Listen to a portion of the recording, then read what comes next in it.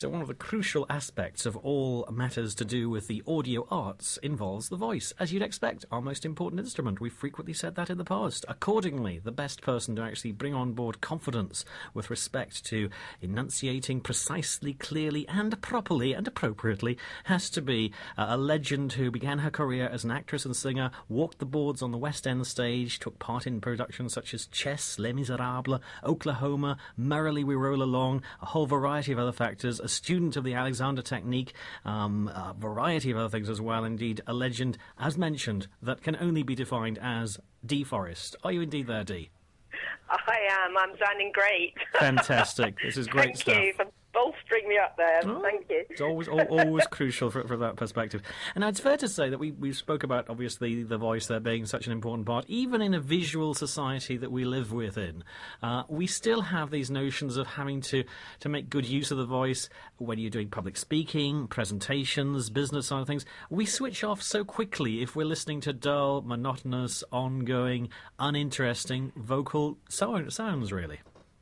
Absolutely. I mean, it's vital, particularly in the training that I'm on and give, is finding that variety in the voice and finding that interest that draws people in. And you, Alex, a perfect sort of role model for that, because on the radio, it's all about the voice.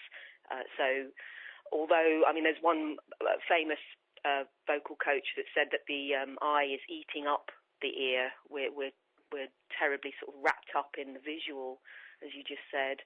You know, films like Avatar are very, very visual, and the actual content of the story is quite simplistic. It's all about that big blockbuster, special effects, computers, etc., are all eating up the ear, I suppose.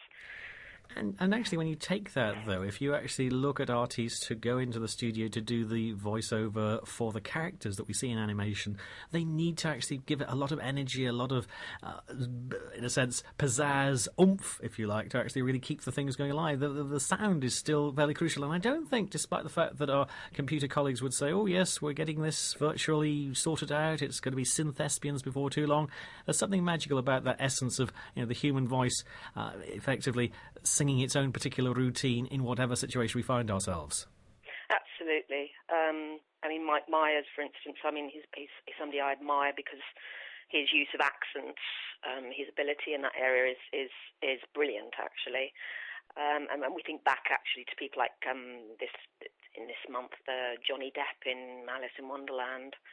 Sort of talking more about accents there, that his accent in Alice in Wonderland wasn't particularly spot on, but somebody like Mike Myers, who's a complete expert on accents, is fabulous and brings such joy to our ears when we listen to him.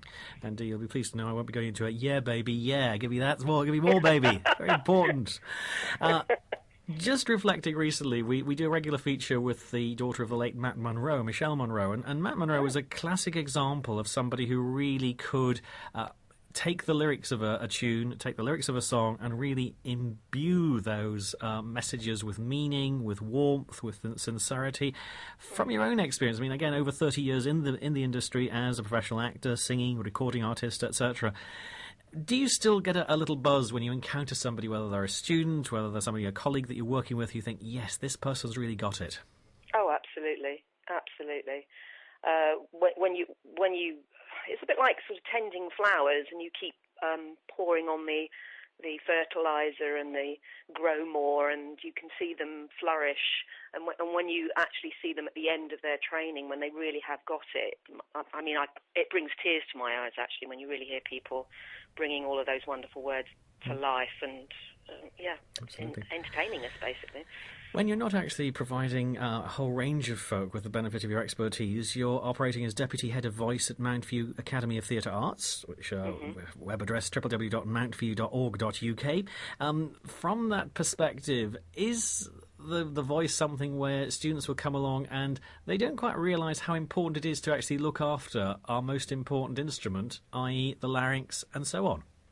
Yes, absolutely. I mean, quite often we'll get a lot of people that have got speech issues, for instance, THs that become Fs and Vs, dark Ls that don't get pronounced, T's that become glottals, S's that are very hissy. All of those kind of things take up a lot of time to remove. So if you're thinking of going into the profession, for instance, it would be good to start that before you even apply to drama school. Because although we can sort it out for you, it does take an awful long time for those things to be sorted. And indeed, we wouldn't necessarily invite Jonathan Ross to actually do a rural TV commercial, really, because he'd have challenges. He would have challenges. That's all I say. We'll work on that basis. I mean, in terms of top tips to actually look after the vocal cords, is it simply a case of just don't overstretch? I mean, clearly we hear the N word, the nodules, which I think have become less popular than they once used to be, thankfully. But there were areas where clearly people, particularly in the popular music field, they will overstrain their voice, and accordingly they don't realise the damage they're doing is pretty much irreversible. Well, it's not totally irreversible, but it does require sometimes surgery or an immense amount of rest. And we do still get students that are very talented but have abused their voice in some ways, either by singing badly or shouting and screaming a lot. As I always like to relate to our students here at Lincoln, it's the diaphragm. You breathe from that perspective. You actually get your energy from that sort of view onwards. Let's move into the singing profession. Clearly, there are a lot of folk who kind of, whether it's X Factor, whether it's reality TV shows, whatever, they're looking to enhance, to develop their career and so on. They might get an opportunity to go abroad, to actually work on a cruise ship, to actually go over to the States and so on. What kind of practical, pragmatic words of advice would you actually provide any youngster who's kind of looking to head over to a different country and they think, oh, this is quite exciting? What sort of fundamentals should they bear in mind? Going over to a different country. I mean, are you talking about people that are already trained or are thinking of training into it? Probably both in many ways, really, because I'm always conscious of the fact that sometimes the grass is always greener and I think, oh, yes, we'll just head over there. I mean, are the sort of standard sort of routines that we'd actually say, yes, you need to just be aware of this when you're entering the profession? Because, I mean, again, particularly in the musical field, there are lots of times where people can say, oh, yes, I can make you a star, and you think, all right, okay. I mean, I always say, look, use the tummy test. If it doesn't feel good, just back away straight away, basically. That's the key thing, but that's often easier said than done. Yes, and obviously it sounds very glamorous to be whisked off to another country, but I mean, you have to get something in writing. You have to make sure that you've got the contract, and it. I would go to places like Equity, but sometimes not everybody's a member of Equity. But I think Equity will also give you advice, even if you aren't a member. For fear of you going over and being duped into doing some things that perhaps you didn't really want to do. So I would contact Equity, or make sure you've got a good contract in front of you that gives you the chance to come back if things don't work out. Perfectly sage words of wisdom, as we'd expect from your own experience, Dee, and obviously line from that point of view.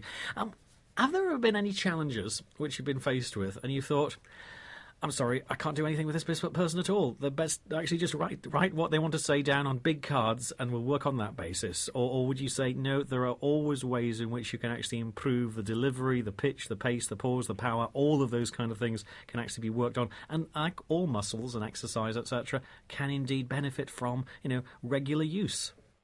Absolutely. All of those kind of technical things can all be improved. You can't give talent to people, though. That is something that it either is there or isn't there.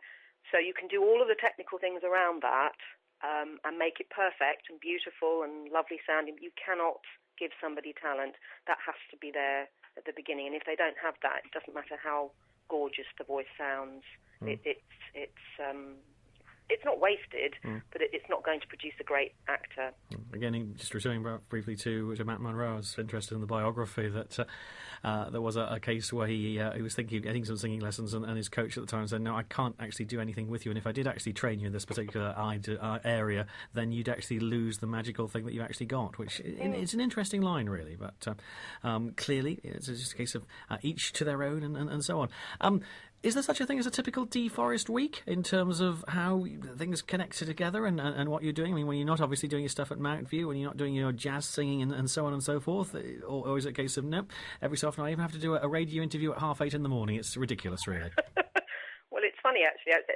quite often these things happen in sort of little spurts, because this is the second time I've been on the radio this week, which is bizarre, because months, maybe even a year will go by before anything like that happens. But so this isn't a typical week for me, because I've been on the radio twice this week. But obviously, it's feast or famine, and obviously the feast is arriving, and who knows, you'll be demanded by all sorts of folk, really, from this perspective. Right? I wish. I mean, again, got to say, fantastic to just get some initial sort of thoughts with respect to your good self on, most important thing, the web address to get in direct contact with you, presumably www.projectyourvoice.com. Yes. That's projectyourvoice, all one word, .com. And effectively, magical things will actually work through there. Obviously, the British Voice Association, the Voice Care Network, and as you mentioned, Equity, are all well worth accessing and sorting details out from that point of view. Just a final question, Dee. We've talked about the performance side. There are folk who, for a variety of reasons, might be health, might be injury, might be illness, and so on, they do need to retrain. They might have had a stroke, for instance. They might be looking at that basis. Can you actually, are there techniques that you can use to really work with that? I'm thinking mostly of the speech therapy side of things.